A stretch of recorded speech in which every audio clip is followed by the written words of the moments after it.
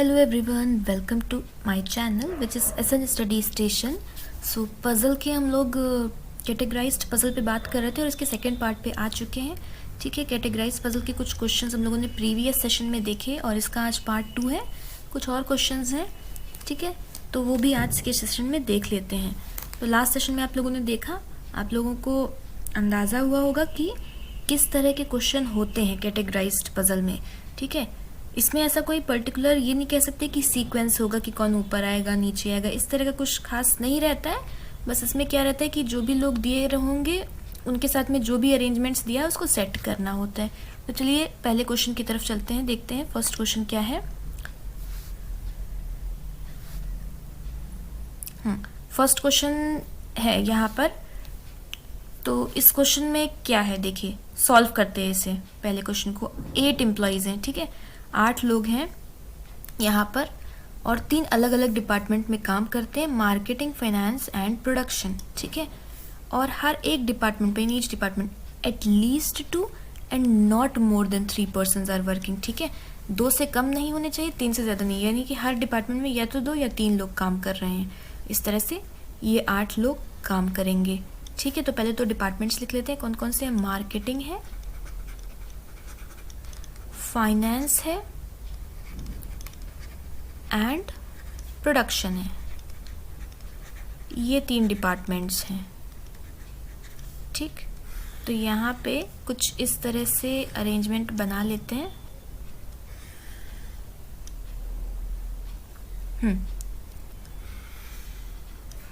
ये हो जाएगा इस तरह से. ठीक है, हर एक डिपार्टमेंट में या तो 2 लोग रहेंगे या 3 लोग रहेंगे. ठीक है, आगे क्या चीजें कही जा रही हैं.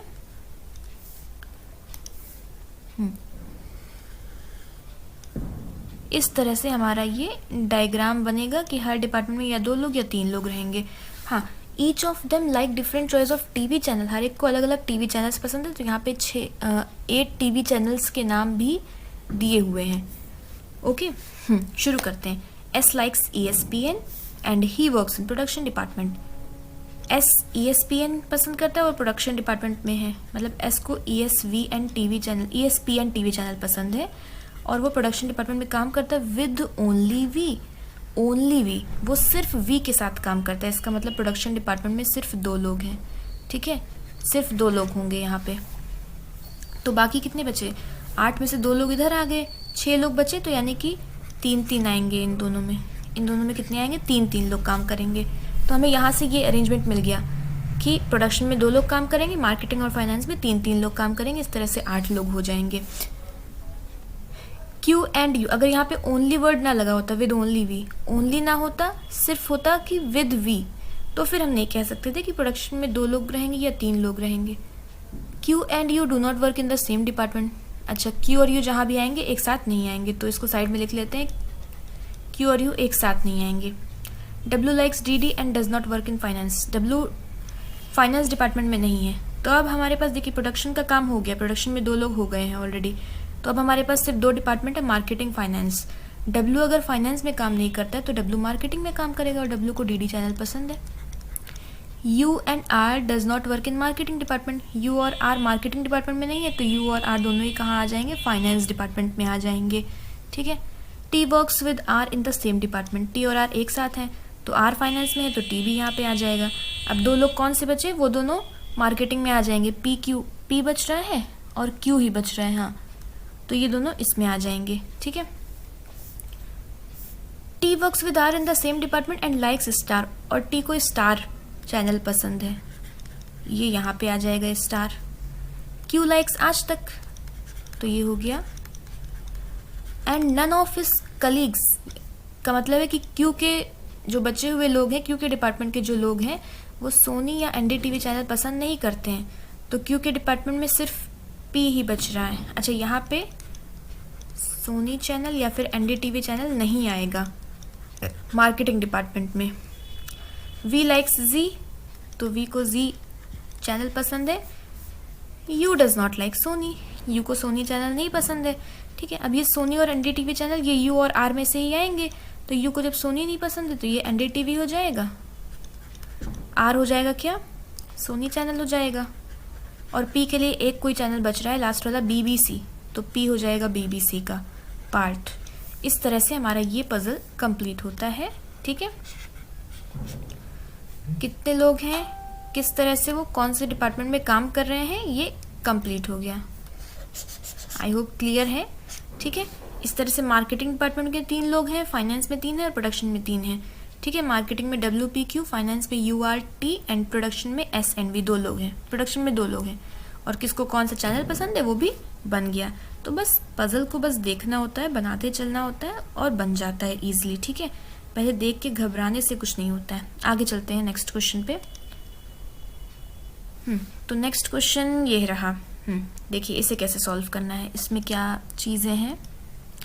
तो सबसे पहले तो यहाँ पे 10 लोग हैं इस वाले पजल में। ठीक है, 10 लोग हैं, ABCDEFGHIJ तक। ओके, और 5 डिफरेंट रूम्स हैं। ठीक है, ये 10 लोग हैं और हमारे पास 5 कमरे हैं। Only 2 members are from each room.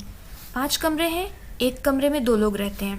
Okay, ये रूम नंबर्स दिए हुए हैं। ठीक है, रूम नंबर्स दिए हैं 12, 13, 17, 18, 21। तो ऐसे लिख लेते हैं 12, 13, 17, 18 और 21, ये रूम नंबर हो गए। ठीक है, हर एक रूम में 2-2 लोग हैं और 2-2 लोग आएंगे हर एक रूम में। ठीक है, तो यहाँ पे 2 लोग की स्पेस छोड़ दिया। हर एक कमरे में 2 लोग हैं, 10 लोग हैं और 5 कमरे हैं, तो हर एक कमरे में 2 लोग हैं। हर एक रूम अलग अलग कलर से पेंट है, तो यहाँ पे 5 कलर के नाम भी दिए हुए हैं। ठीक है, तो यहाँ पे कलर का एक कॉलम तैयार हो गया। ठीक, तो इस तरह से यहाँ पर ये टेबल, ये स्ट्रक्चर बनाना बहुत ज़रूरी होता है, फिर हमें समझ में आने लगती हैं चीज़ें। ठीक है, कि बस इसी में फिट करना है। जैसे ये सारे बॉक्सेस फिल हो गए, बस हमारा पजल सॉल्व। चलते हैं आगे। तो यहाँ से शुरू हो रहा है पजल। स्ट्रक्चर तैयार करने के बाद यहाँ से शुरुआत हो रही है। E and G are from same room. E और G एक कमरे में है, तो साइड में लिख देते हैं, अभी पता नहीं है कौन से कमरे में, पर एक साथ आएंगे। ठीक है, and their room number is an even number room, और वो दोनों जहाँ भी हैं वो इवन रूम में है। इवन वाले एक ये है और एक ये है, बस यही 2 है ना। हाँ ठीक, तो ये दोनों जहाँ कहीं भी आएंगे, या तो रूम नंबर 12 में आएंगे या 18 में आएंगे, तो इवन रूम में आएंगे। इवन को सर्कल कर दिया। J is from room number 13, J 13 में है, तो यहाँ पे J आ जाएगा। हर एक रूम में 2-2 लोग हैं। ठीक है, कम ज़्यादा नहीं है, बस 2 हैं हर एक कमरे में। B is room is painted with yellow colour. B जहाँ कहीं भी आएगा उसका रूम नंबर होगा, उसका रूम येलो कलर का होगा। Red colour is painted in even number room. Even numbered हमारे पास 2 कमरे हैं, तो किसी एक इवन रूम में क्या होगा, रेड कलर पेंट होगा। ठीक है, H is not from room number 18। H room number 18 से नहीं है, तो यहाँ पे नॉट H नहीं आएगा, but he is from even number room. Okay, H room number 18 में नहीं आएगा, लेकिन वो इवन रूम है, तो इवन रूम हमारे पास सिर्फ एक बचा, वो बचा 12, यहाँ पे आ जाएगा। तो H यहाँ से हटा देते हैं, कोई ज़रूरत ही नहीं है यहाँ पे फिर लिखने की। आगे चलते हैं। E और G, अच्छा E और G एक साथ आएंगे, दोनों इवन रूम में आएंगे, तो एक इवन रूम 12 में तो H आ चुका है, वहाँ पे E G आ नहीं पाएगा, तो इसलिए E और G 18 में आ जाएंगे, सिंपल। ठीक है, यहाँ से E और G का भी मामला हट गया। आगे, blue colour is not painted in J's room. J है रूम नंबर 13 में, तो यहाँ पे ब्लू कलर से नहीं है। F and B are not from same room. F और B एक कमरे में नहीं है, तो इस तरह से लिख देते हैं, एक कमरे में नहीं है ना F और B। B is not with I and J।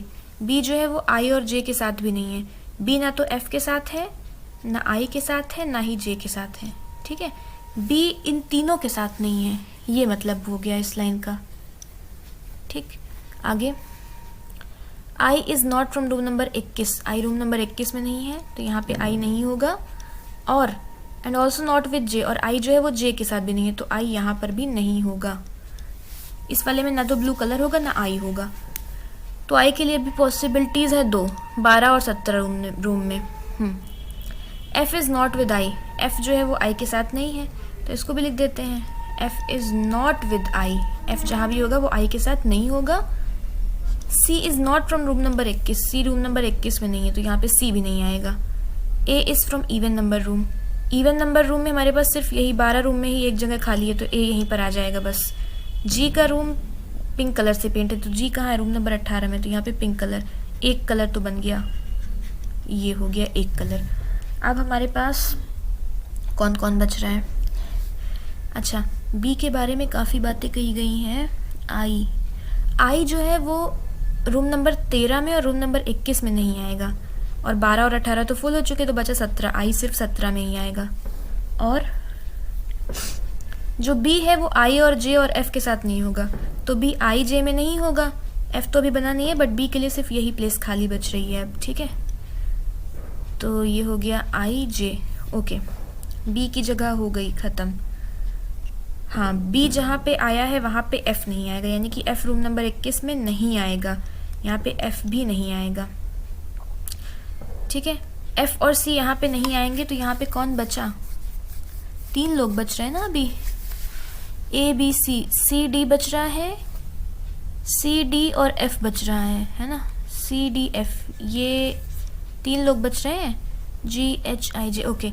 Even number, B का रूम नंबर येलो है, बी का रूम येलो कलर का है, तो यहाँ पे ये हो गया, ये वाली लाइन कंप्लीट हुई। और इवन रूम कोई एक है जो रेड कलर का है, तो 18 रूम तो पिंक हो गया, तो एक ही इवन रूम बचा, ये रेड कलर का हो जाएगा, और इसी के साथ हमारा ये वाली लाइन कंप्लीट होती है और ये वाली लाइन कंप्लीट होती है। अब हमारे पास सिर्फ सी डी एफ 3 लोग बच रहे हैं। रूम नंबर 21 में सी और एफ आएगा नहीं, तो यहाँ पे डी आ जाएगा। अब सी और एफ बच रहा है, जो एफ है वो आई के साथ नहीं है, तो एफ यहाँ पे आ जाएगा और सी यहाँ पे आ जाएगा। इसी के साथ ये दोनों चीज़ें भी कंप्लीट होती हैं। अब सिर्फ कलर चाहिए ना, हाँ ये भी हो गया है, ये भी हो गया है, तो अब सिर्फ कलर चाहिए। तो 13 में ब्लू कलर नहीं है, तो ब्लू कलर के लिए सिर्फ एक जगह बच रही है 17, और एक कलर कौन सा बच रहा है वो 13 में आएगा। कलर कौन सा है? Pink, yellow, blue, red, green, green यहाँ पे आ जाएगा। तो ये हमारा पज़ल बन जाता है। इसी के साथ 5 रूम है, हर एक रूम में 2-2 लोग हैं, और हर एक रूम का कलर अलग अलग है। इस तरह से ये कंप्लीट होता है। ओके, सो यहाँ तक का कैटेगराइज्ड पज़ल भी हमारा आज कंप्लीट हो जाता है। और ये एक क्वेश्चन है, ये हाँ होमवर्क है।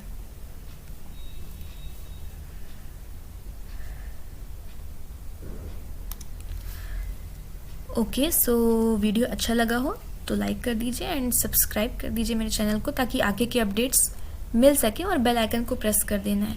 ओके, एंड बाकी आपके जो भी आपकी क्वारीज हैं, you can comment and give suggestions. Thank you so much for watching.